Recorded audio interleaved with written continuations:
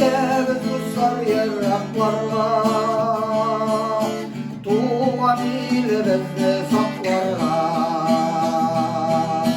Korkudum soğuş yanağında, biz varabız anı yaplarga. Tuğan ilim yakınlarım değil, biz girebiz soğuş işine. Gündür koytarır liderlerde, gündür kollar yatıp fikirde. Betseydi soğuş bu yerde.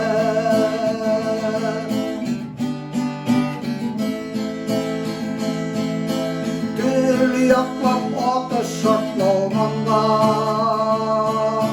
sığınıp barışa bulyalar.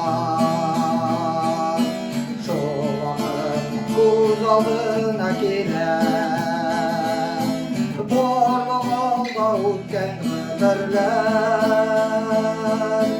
Tuğan ilim yakınlarım değil, biz girebiz soğuş işine. Gündür koytarır liderlerde, gündür kollar yatıp fikirde.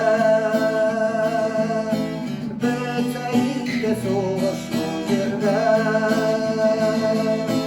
Tuğan ilim yakınlarım değil, biz girebiz soğuş işine. Gündür koytarır liderlerde, gündür kollar yatıp fikirde. Betseydi soğuş bu yerde.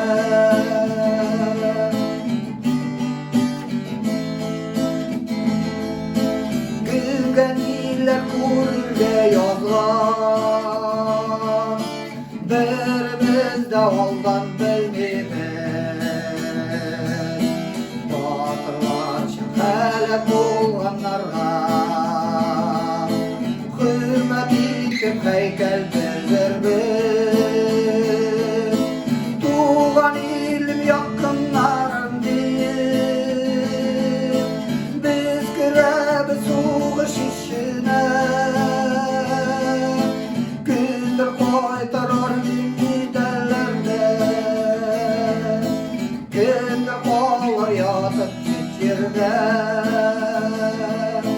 Betseydi soğuş bu yerde.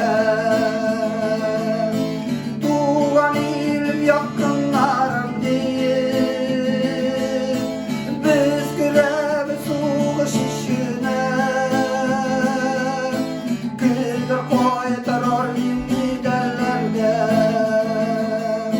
gündür kollar yatıp fikirde. Betseydi soğuş bu yerde. Betseydi soğuş bu yerde.